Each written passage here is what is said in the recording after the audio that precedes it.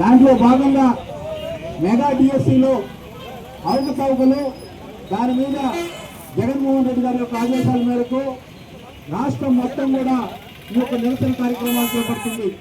ఈ యొక్క నిరసన కార్యక్రమాలు తెలియజేయడం ఏమనగా, ప్రజలకి విద్యార్థులకు జరిగినటువంటి అన్యాయం ప్రజలందరికీ తెలియాలి. జగన్మోహన్ రెడ్డి గారి ఆదేశాల మేరకు గూడూరు పట్టణంలో సమన్వయకర్త బూదూరు గురవయ్య గారి యొక్క ఆధ్వర్యంలో 3వ రోజు జిల్లా నిరాధ్యక్షులు చేపట్టి లావణ్య గారికి, పెద్దలు గౌరవనీయులు మన గూడూరు పట్టణ సీనియర్ నాయకులు మీరారెడ్డి గారికి, అదేవిధంగా ఊరూరు బాలకృష్ణారెడ్డి గారికి జరుగుతున్నాయి.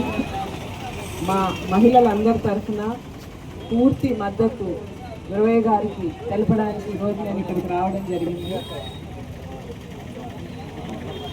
మనం గమనించాల్సింది ఏంటంటే, ఈరోజు పిఎస్సికి సంబంధించి ఎప్పుడైతే ఉద్యమాలు జరగడం మొదలుపెట్టాయో, ఎప్పుడైతే జనాలు బయటికి వచ్చి అరే మాకు అన్యాయం జరిగింది అనేటువంటి విషయాలు చెప్పడం మొదలుపెట్టారు, జగనన్న దగ్గరికి వెళ్ళడం మొదలుపెట్టారు, మాకు అన్యాయం జరిగిందన్న, మాకు ఉద్యోగం రావాల్సింది, ఆ ఉద్యోగం వేరే వాళ్ళకి వెళ్ళిందని చెప్పడం మొదలుపెట్టారు.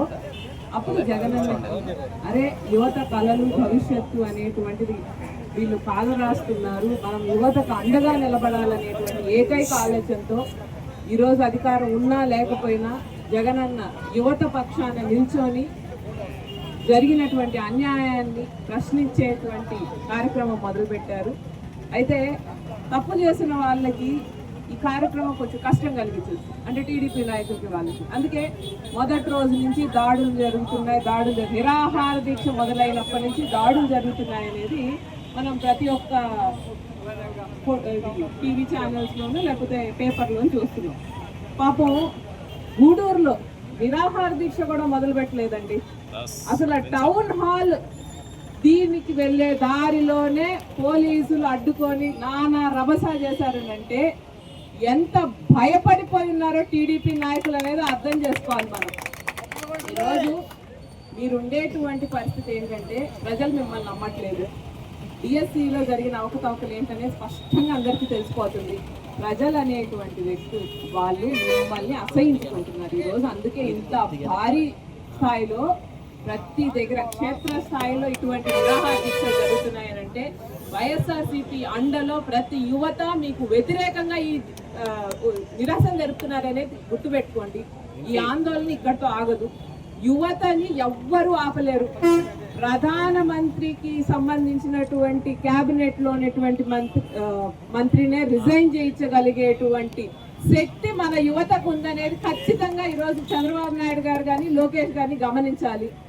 ఎందుకంటే ధర్మేంద్ర ప్రధానే యువత ముందు ఓకే సరెండర్ అనగానే లోకేష్ పెద్ద మనిషి ఏం కాదు. కాబట్టి ఈరోజు బిఎస్సిలో మీరు చేసినటువంటి అవకతవకలు అయితే ఏమి, నిరుద్యోగులకు మీరు చేసినటువంటి అన్యాయం అయితే ఏమి, ఫీజు రియంబర్స్మెంట్ ఇవ్వకుండా పాపం పిల్లల్ని మీరు పెడుతున్నటువంటి కష్టాలేంటి, వీటికి అన్నిటికీ కూడా మీరు సమాధానం చెప్పాలి. ఖచ్చితంగా డిఎస్సి జరిగిన వెంటనే అసలు వెంటనే లోకేష్ రాజీనామా చేయాల్సింది.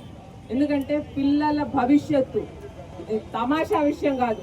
ఖచ్చితంగా పిల్లల భవిష్యత్తుని ఇంత నిర్లక్ష్యంగా మీకు ఏదో స్వలాభం కలగడానికి మీ వాళ్ళని పైకి తెచ్చుకోవడానికి వాడుకున్నారు అని అంటే, పిల్లల కళల్ని ఆ మనిషి ఆ పొజిషన్లో ఉండేందుకు అర్హత లేని మనిషి.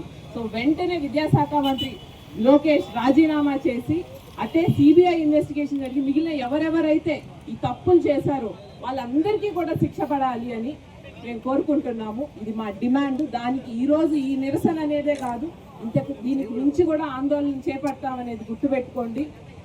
రేపు 10వ తేదీ ర్యాలీ చేస్తాము, మా నిరసనని పూర్తి స్థాయిలో తెలుపుతాము. వీటిలన్నిటికీ మించి కూడా ఈరోజు కూటమి ప్రభుత్వం గుర్తుపెట్టుకోవాల్సింది, మీకు టైం దగ్గర పడింది.